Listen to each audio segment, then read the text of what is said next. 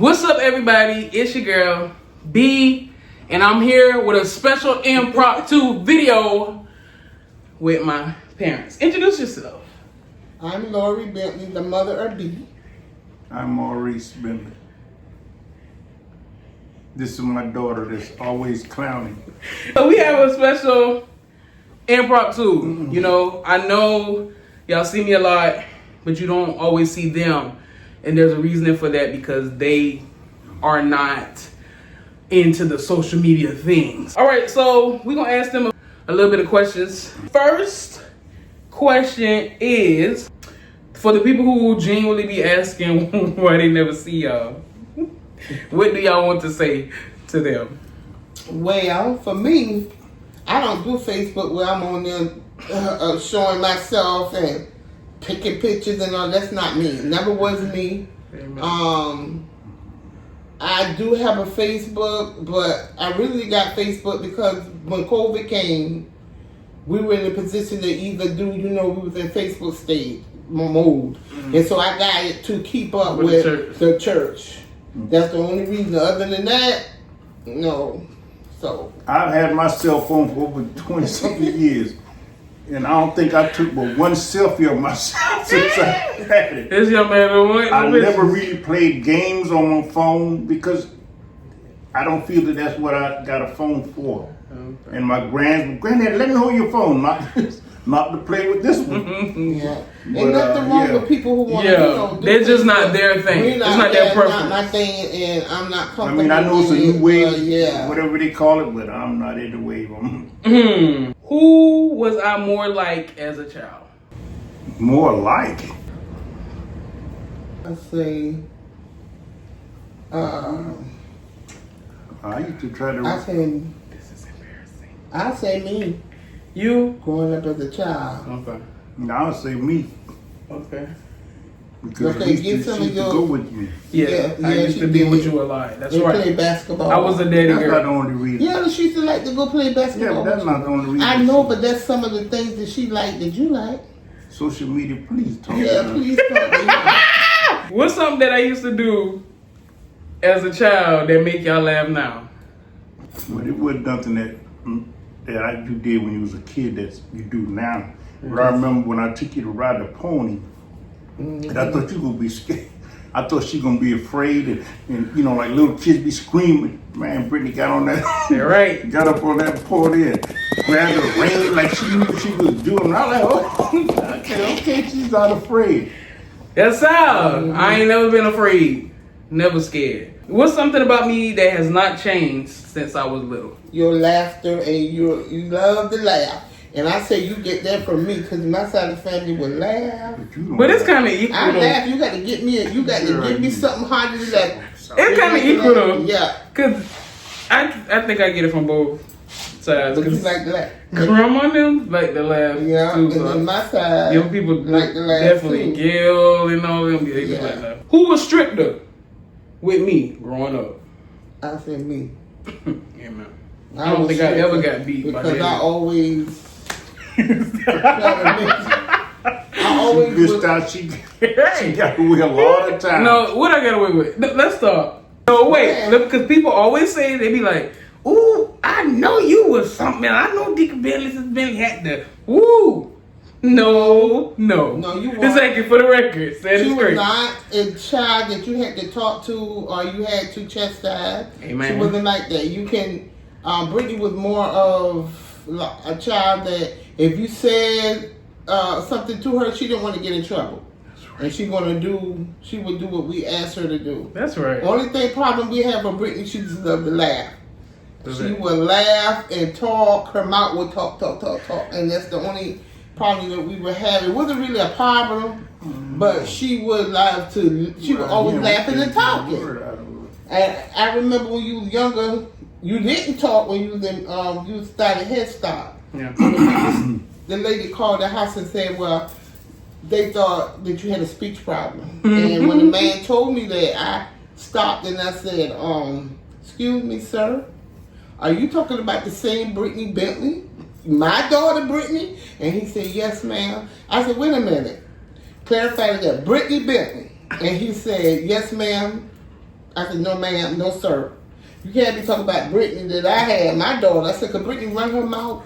Hey! I tell her to hush sometimes. Not too much of me. And so he understood, and I said, the reason why you didn't talk, you just started there, you don't really know anybody, so she's not going to talk.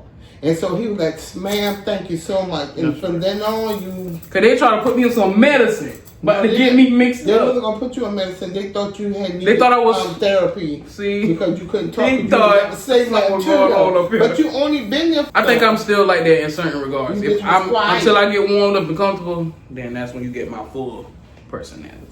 I don't know what it was with Benny Hinn. I'll tell them. You See, was okay, pause. always- I always be trying to tell people. Yeah, So Benny Hinn. Bishop and Overseer always say when I go to their house, when I Uh-huh. be watching TV, I always be having church and stuff.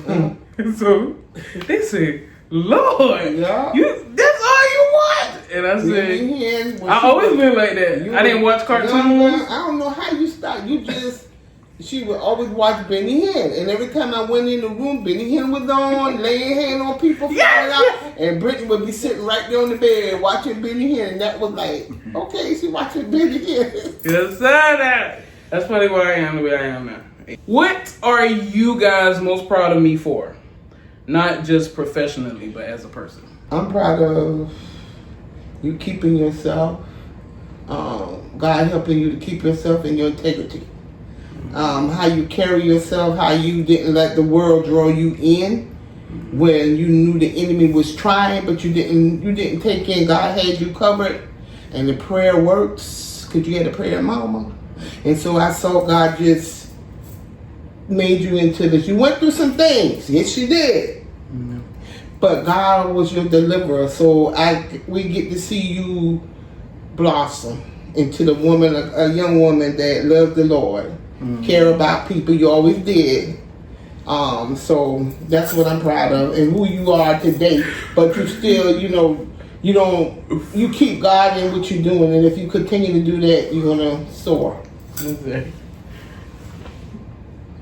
Father. I don't know, there's a lot of things you have accomplished that a lot of family members, kids haven't.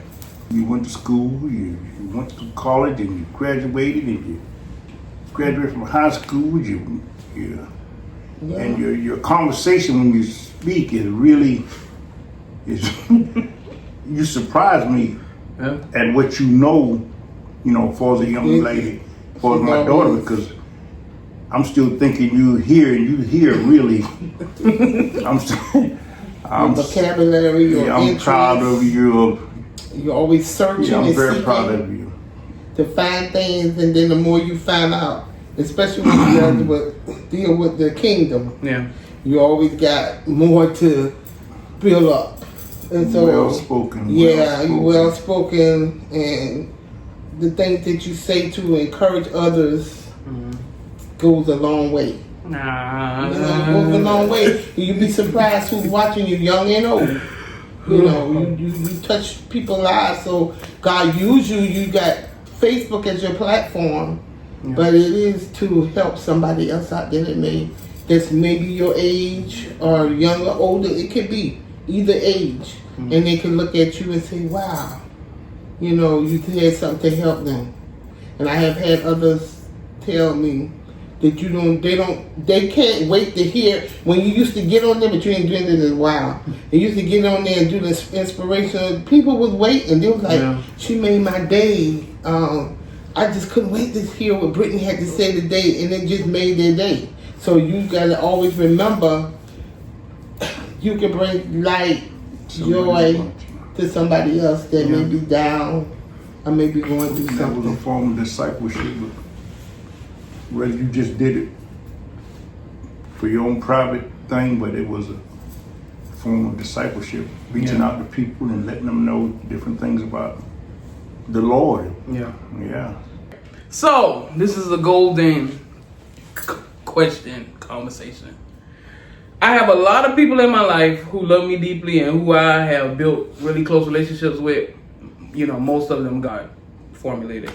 And as my parents, this is something that I think people think about more than we because we don't think about it. But I think people on the outside view the relationships that I have with other people, and they think about, well, what does her biological parents, like, how do they feel about the relationships that she's built with other people, specifically those who are in roles of, like, they become like second sets of parents to me. It's a good thing that you have people that you trust and who trust you enough and they care about you. Yeah. You know, some people that love you, and we know they love you because we see how they treat you. Because again, well, not interrupt. These people aren't strangers. Y'all know them. You know what I'm saying? Yeah. And it ain't no. It wasn't. I just met these people yesterday, and then it just.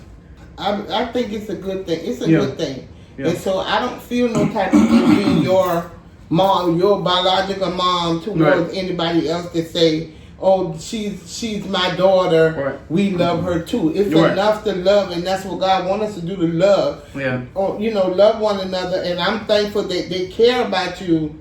You know, because you got so many people that say they care about you, and then on the other hand, they're doing things against you. Yeah. You know what I'm saying? But it's good to meet somebody that know people that are true and they're real. So as long as we know they're true and they're real, I don't have no problem. Now, if I could have sensed it, you know, and know that, then I would. You know me, I would say, Brittany, no ma'am. But they good people. I don't have no fault. I mean, You don't know, right? We don't even. I always try to tell people the Bentleys are wired. Like we don't think like that. And a lot of people have been through things where they have had issues with abandonment and rejection, and you know their parents have kind of not been in their lives and stuff like that. And so I always tell people, you know, I see my mom and dad every day. Like we good. Like I'm not trying to make nobody them, and I'm not trying to be my parents are around. We do go sometimes, and we were like, well, where are you going now? I know I do. I feel like I'm like, well, you just got back. Where you going now? In the sense of around people that's care. I'm saying like that's responsible and people that's and the most important thing is that you are comfortable. And they with showed them. us that. They showed us. Yes. Right. So if you're comfortable with, and I think that's the thing. That's what I've always said. I said my family sees how I am. They know me, so they see how I am. I even think about Mario and them. Like it ain't no need to. They don't feel no kind of way because they see Brittany. Cause trust. Come and everybody want to come. And we know who these said individuals are. Sometimes people bring people in their life and the parents never don't know them, they ain't met them. Like, where do you come from? This ain't that. So I want y'all to talk about, because this is kind of a segue into another thing. Talk about like my life from as a child to now. How I have kind of some kind of way always been in spaces with leadership, and who I am now is kind of like who I always been. As a child, as a baby, you were born, you was in the cradle, sitting in church from the day you were born to Christian, and so all you knew was church. To the youth praise team, I started leading. I was 8. Okay, I was the youngest one though. You were the youngest one singing up there singing. Okay, you started playing drum when you for the praise team. You was 8. Then you were just like all around. You was if we went out to visit churches, you was the person that had to sing. Mm-hmm. She was the person the child, maybe the kids that will always be the ones that go. It might have been like a solid 4 or 5. Yeah, it might have been 4 or 5, but Brittany would be the one that would represent when we had to sing in the church. We go on program. And so she would be the one to sing the song, represent the church. We traveled and went. The women or the church went out, especially with Mother. Mm-hmm. When we went out with Mother Sanders, we would go, and Brittany would be right there with us. So she knew ministry. She grew up where Mother was teaching the women, so she got some of that. Mm-hmm. Mother was teaching the younger, but she was the one that was kind of like round the fire all the time. So all Brittany knew was church. Mm-hmm. She didn't really she could have, but I think she really had a desire to be there. It's not like y'all didn't force, because people be like, it's dragged to the church. Yeah, she wasn't forced, but because of her background and her teaching, she saw Mom and Daddy go. We all went, because in our house, everybody was going to church. Right, went on. So it was no option for you to stay home. We were in Sunday school and going to church, and you and Mario home. Yeah, never. No, that wasn't the case. We went, you went. I don't care. We were coming back 2 o'clock, 3 in the morning. Everybody coming back 2, 3 o'clock in the morning together. We would get on that, get up, and going to work at school at 5. Yes, getting up at 5 o'clock. And the thing about it, when we did that and we served, I wasn't tired. Yeah, we were happy to do it. We was happy, so it was like we got a joy out of it. We knew that the next day we had to do it again. Mm-hmm. You know, we got to go to work. Sometimes me and Brittany would be just getting out the car onto the van. In the van. And they have time to go home or go in the house. We like in that car, out the car, on the van, gone. Yeah. Come back with 2, 3 o'clock in the morning. Start all over again. Yeah. But we liked it. Yeah. I think as a child you liked it, so you got your teaching. Just my upbringing. Yeah. Who I am today. And she knew how to honor her leaders because of proximity. I've always been close some kind of way. Leaders. Yeah. So she know the protocol. I remember one time we had a meeting at the church, and Brittany had to help.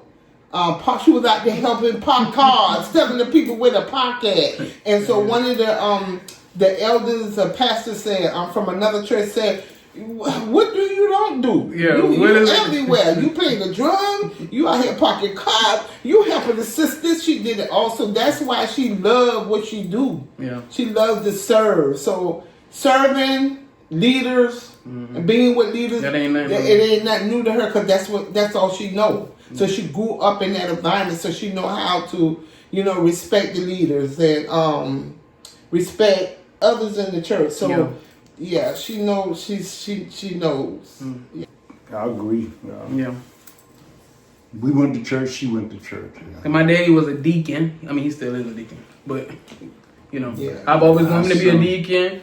I sang he sung. I sung. My mama used to sing. Prayer warrior, all the things. Because at our old ministry, we really, the Bentleys were some hats. Yeah. Okay. What is this? Secretary assistant. Yeah. Secretary assistant. So youth. Oh yeah. He was a part of the youth. So I always grew up seeing my parents serve. That was the culture. Who I am was built, 'cause it began at home, for me. What we did in the house translated to what we did in ministry, and that's just how we live. That's just how we move, even now, So serving God, that's all we knew. Yeah.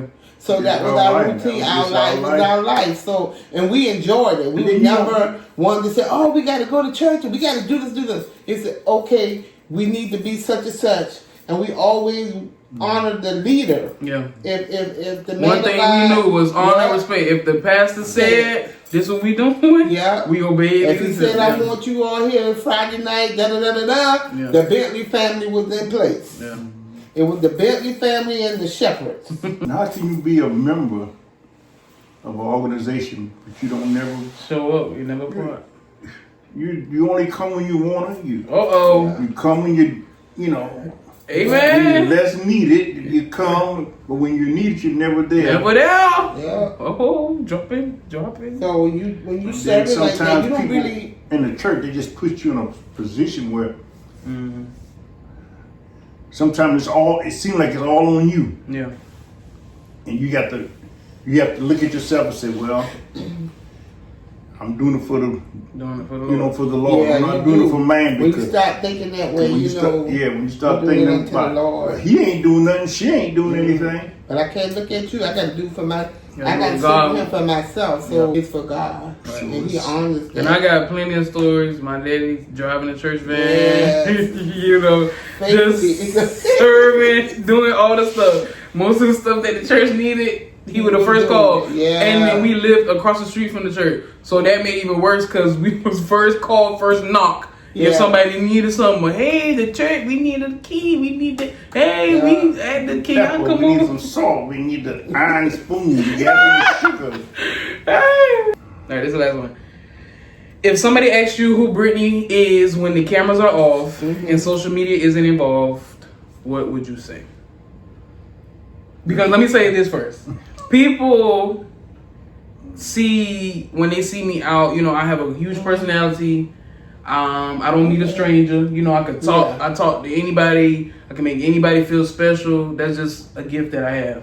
Okay. But as large as my personality is, people don't believe that I like to be to myself. Yeah. And they don't believe that Brittany, I draw away. Like what you see on the outside, that's me. But at the same time, you got another side.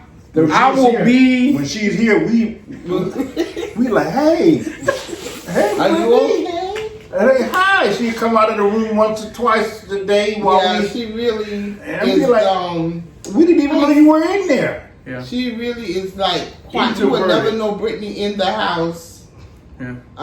Because I really am a quiet person. We can all be in the house because she be quiet and we're quiet. So you really don't know. She's in her room and then she can come out and she'll look. I'm in my room or whatever I'm doing, but we all quiet. But it's a good thing because she's in there. Get out of there and her, you know, she'll get in there and do her work and might hear music going on. You know, she loves the music, the church, playing YouTube. But that's her. She's quiet. She don't say much. She might be on the phone. Every now and then I may hear quack, quack, quack, quack, and I'll be like, oh, look at Brittany in there laughing. She cracking up, you know, having her a good time. But other than that, that's who she is. She's more laid back. I tell people I'm a laid back, out of the way. I do the same things every day. If I ain't home, I'm at church. If I ain't at church, I'm at a job. And she at peace with it. So we can be home and be in the quiet zone, and I'm fine. Because you don't have to do all that talking all the time. I'm fine.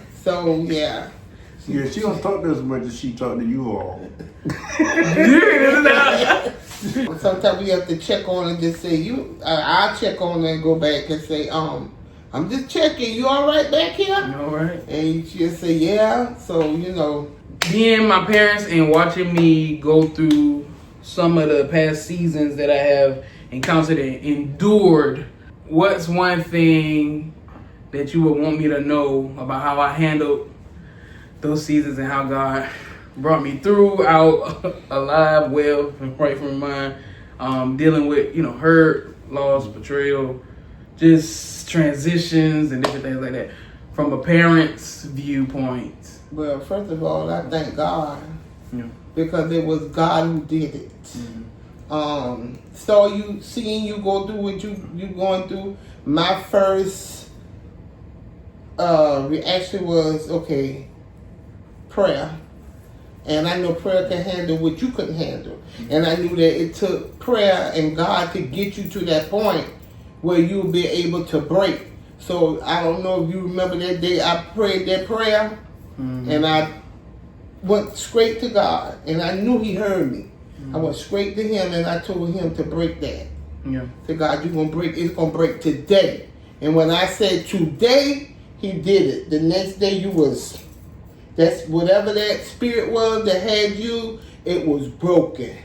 And you was able to be released and God was able to take you through the transition. But we know that when we go through things, it's for a reason. So you had to go through the transition. You had to go through the hurt. You had to go through the pain. It wasn't good and you didn't want it. And we, you know, as a parent, you don't want your child to be hurt and go through, but it was for your good. Because God had a purpose and a plan for this day. And so that was a good thing. So I saw the move of God. And I knew He was taking you in the right place, because if you would have gave up or didn't have someone to push you and prayer to put, you know, to cover you, then I think you would never be where you at today. But God had His hand on you, always did. But you had to be in a place where He can, you know, heal you and, you know, take you to where you at today. So the thing that got me is that you never came to me and said, Daddy, my leg is hurting. Dad, you know, you never came to me and said, Daddy, you try to keep it to they're bothering me. Because Daddy, I try to, I said, you know, I like to be honored. I wasn't going to pray. I was going to go to them in the flesh. Thank God that you. But my friends always say, they admire me because of how honorable I am about certain situations, like about things. When I don't go out my way trying to hurt nobody, make nothing like this, that. I just so I never went until stuff just like hit the fan and they saw certain things, and that's when we But I knew that's why I say you really don't talk to me like you should talk to me. I don't tell all the things, but I am very She don't tell me her private whatever you call it. Which you should always talk about it to somebody. I mean, especially when you're going through. Yeah. You don't want to bottle that stuff all up inside. Yeah. The law says you can take it. The law says you can handle it. Give it to him. Yeah. But you were handling it That's on your own. And I was trying to, and I learned how to in that moment I had to learn on my own. But when people are doing you wrong, you should. Yeah. You should have. No. But I just feel some kind of way about that. It's okay. Yeah, pray for my daddy. But you know me, I was the one that said what? It's okay. Tell me. I said, why didn't you come tell me? Mention it to me. It's not that I'm not going to say I would actually go off the handle, but I would surely say something. I just want the people to know that I do have parents. Whatever role a parent plays, I do. Have parents, and they're present, and that's something I'm very appreciative of. I tell people all the time I have great parents. I have amazing parents, and I'm thankful for who God allowed me to be parented by good people. The Bentleys are good people. All of my greatest traits come from them. Loyal. That's the people love that trait about me. Loyal. I'm loyal. I'm integral. We love hard. When we say we got you, we got you. We show up. We present. We good friends. It's if you're not around in our life no more, probably because something went on with you. Because we really steady people. We really steady people. So Bishop always say, you come from good stock. You got good stock. And so I come from good stock. So we're gonna end it with, who do y'all think I look like the most? I think I might be a mixture.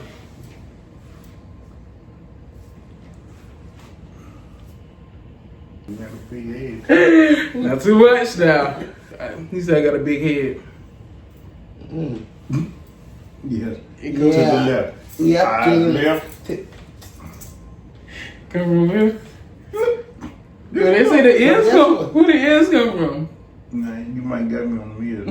Hey, and my eyes too. See, the people need to know the story behind the eyes. About me being born with blue eyes. Yes, blue eye baby. The people thought something was wrong with me. Yeah, when you was born with the eyes, they were like amazed. Even the doctors, they were like, we never seen a child with eyes like hers. They thought she had cataracts. They did tests on her. So they couldn't find nothing. So the eye doctor was like, can we have your permission to take a picture of her eye? They took the picture of her eye, and I think they hung it in their office. Oh, wow. Because he said they wanted to post it. Yeah. They never had seen, I guess we want to say black, with blue eyes. So Brittany has the blue eyes with a touch of white. Like gray, it's like... Deacon Bentley has a cousin on his daddy's side that had the same kind of eyes she has. And then I have a cousin that had the eyes. My grandmama, daddy, had the green eyes with them. So it runs in the... But I think your cousins, I think we have somebody got the same kind as me. Yeah. It's crazy though, because it skipped all my siblings. And me, so. But you really can see it when you're in the sunlight. They really look at you. They're like, oh. This wraps up Couch Conversations with my parents. I think this was a nice interview. Thank you guys for obliging me. This was very hard. No, it was not. Because I had to. Brittany, get off my clothes. No, you had to stop it. I had to get it together because But I'm glad they did it. And hopefully this clears up all the questions And not that there's anything wrong with questions, but people just, they always wonder, like, they be like, where they at? Well, we'll never see them. And We're not. are you homeless? Huh? We're not wild like If that. if they come to ECC, 866 Clocktown Road, Famous club. on Sunday morning You'll at see 11 o'clock, and at Sunday school, you'll see us. That's right. Yes, sir. We'll see you. Don't beat me there, meet me there. Yes, sir. All right, y'all. We out. Say we out. Say we out. We We out. out.